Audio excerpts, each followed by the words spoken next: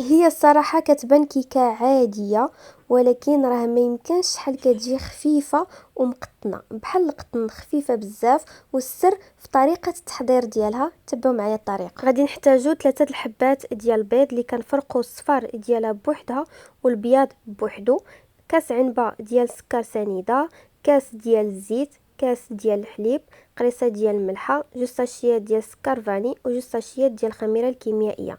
اذا في اناء غادي نخدم السكر والملحه والبيض والحليب والفاني والزيت، غادي نخدمهم بوحدهم يعني. من بعد غادي نزيد الدقيق، تقريبا واحد 2 كيسان ونص ديال الدقيق صافي. وغادي نخلي الخليط جانبا، وغادي ناخد اناء اخر وغادي نطلع هذاك البياض ديال البيض مزيان حتى كيولي بحال الثلج.